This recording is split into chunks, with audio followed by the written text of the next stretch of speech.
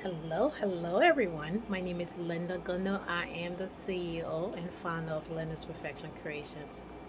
Linda's Perfection Creations is an event planning and wedding decor company. We cater to small and large events in and around the Philadelphia area. We do full service, partial, month of coordinations. We also do custom events, milestone celebrations, birthday party, anniversary, bridal party, pre-engagement party, engagement, and you just name it. So pretty much anything that need planning and decoring, and we handles. You don't necessarily have to do both. If you want to do the printing aspect, you can do that. If you want to do the decor aspect, you can do that as well. I am a certified wedding planner and a florist. I have over 10 plus years in the wedding industry. My business cater to events in and around the Philadelphia area, so New Jersey, Delaware, New York, Connecticut. And we also do destination wedding as well. We do home staging if you're selling a home for prospective buyer, or you just want to give your home a new look, or whatever it's an office space or any corporate event, we take care of that as well. So I'm just gonna join into the video.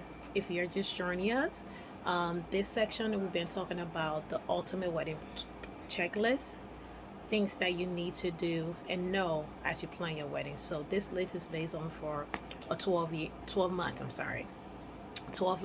months timeline.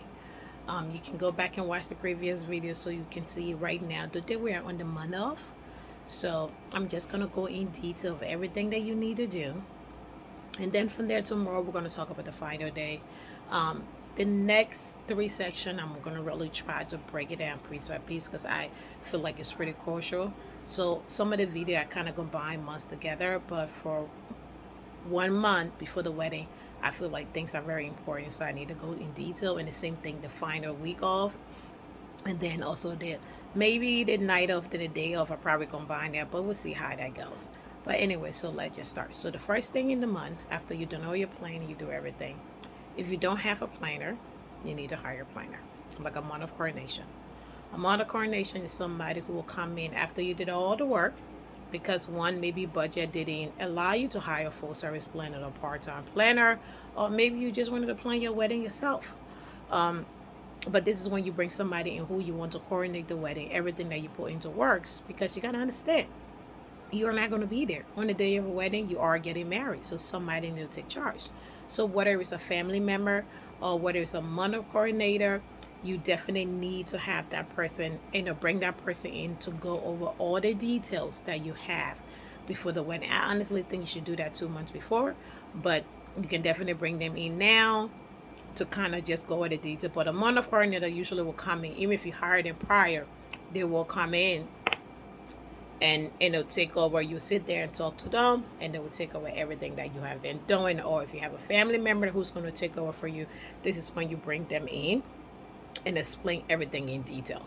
But normally that person who's you going to dedicate stuff to, as you go to different events and do different things, they should be in the loops as well, so it don't be too much on them at one.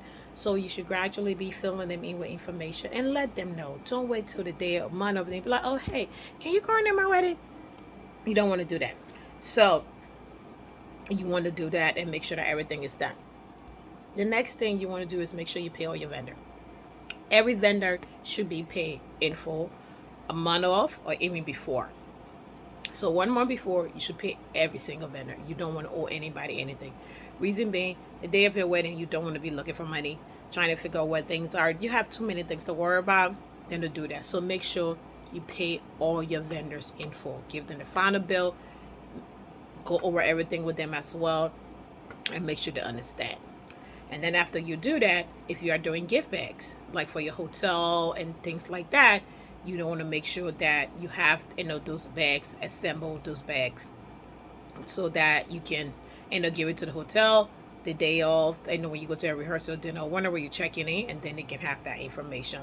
And then the next thing you want to do is your seating chart.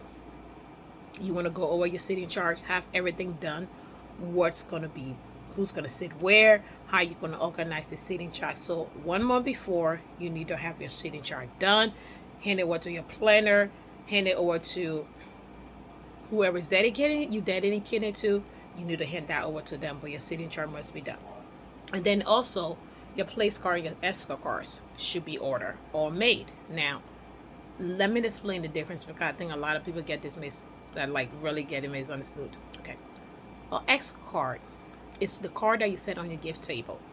As guests come into it, just like the name said, yes, they come into the event. It's on a gift table, some kind of table with some decor. What it would take it and take it would tell them the name and the table number where they are going to sit.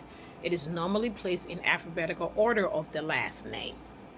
So you put it on the table. So that's what an escort card is. A place card is what is already seated at the table. So that's for people who are assigned seat. So if you are putting a place card on the table, so each person name and you're going to say, okay, well, John Brown's going to sit here, Mary going to sit there, and you're going to have that assigned place card set on the table so everybody know exactly what seat to sit in. That's a place card. So a lot of people get it too like misunderstood, but that's the definition of a place card and a setting card. Normally when people are doing a place card, you should have a sitting chart list on the wall where people go. My recommendation is that always use an escort card, because you got to think about it. Yes, these fancy things look nice, you have it in these beautiful board writings, but you got to think about it. You got to maybe 100 people, 75 or 200 or so on people coming. You got all of them standing on this wall looking at what the name is, trying to find their name, what's the table number. And then when they get there, they got to go into the ballroom to go look for which. It's a lot. It's a lot of commotion and a lot of things. Yes, you can still use that, but I would recommend use an escort card. It's just make it easier for you. But then again, this is your wedding, so you can, this is just my recommendation. But I would say use, if you're gonna use a place card, use a place card. If you're gonna use a setting card, escort card, use that as well.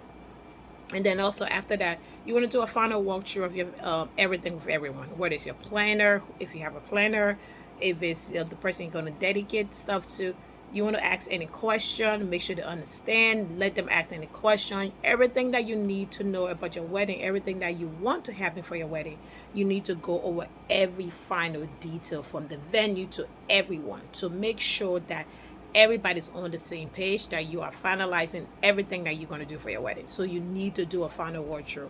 Most professional planner normally knows to do that. As the month get over, they will come and go over everything, check with everything, make sure every I is dotted, every T is crossed. That's just your final. You want to do your final walkthrough to make sure everything from start to finish, everything that you've done is 100%, because you don't want no mistake. Because this is the crucial point. If anything happened now, it would be very dire. So you want to make sure everything is 100% the way it's supposed to be. And then also, this is the time you put cash in the envelopes for tips. Cash and tip, you got to tip, and that's what people don't understand. You are paying your wedding professional, yes, but you still have to tip them. It's any service thing about it. If you were the one that was doing the service, yes, they're getting paid, but you still want to tip them. Rule of thumb is in tipping, if somebody owned a business, you necessarily don't tip the owner, you tip the staff. Just to show their appreciation, thank them for the good work, and you can tip the planner just to tell them thank you. That's a little step to say, for all the good job that you've done. And even if it's family member who've been sticking by you through all of this, put a little something in the envelope. It don't have to be a lot of money, but something in the envelope to just tell them thank you, to appreciate everything they've done for you for your wedding. So you need to do that. And then the most important too, before the last thing I would say is that your shoes that you're gonna wear, male and female, bride and groom, whoever is gonna be getting married, this is when you want to break in your shoes. Put on your shoes, walk around your house, walk around your hallway, dance in them, just party in your shoes. You want to break them in, because you don't want the day of your wedding, the night of your wedding, you got blister on your feet. Break those shoes in. Keep walking in them until they feel comfortable. We all know, especially ladies, we know how it feels when you put your shoes on for the first time. After a couple of hours, your whole feet is on fire. You can't do anything. So I'm not saying you have to wear them for 8 hours a day, but break them in. What if it's 20 minutes a day, 30 minutes, an hour, or whatever the case may be. Just start to wear them every now and then. Don't wear them outside, please. I don't want you to mess up your shoes. But in your house, it's not going to get bad. Just wear them every day when you're in your kitchen, dancing them, cooking, whatever the case may be, in your living room where you're sitting, just walk and dance in your shoe. Break them in. Do everything in your power to avoid blister. You do not want to have blister on your feet. You don't want your feet to be tired. You don't want your shoes to be paining you. I hate to see people check out the shoes and it just like it's messed up. Please break your shoes in. But that's all for today. As I said, tomorrow I'm going to talk about the final week of the wedding, all the things that you need to do. But once again, thanks for watching. Please like, share, and subscribe to my channel. Once again, my name is Linda Gunno. You can follow me on my website on www.lyndaperfect.creationsevents.com to learn more about my services and get you sign up for a free consultation. Thank you and have an amazing day. Good night. Bye.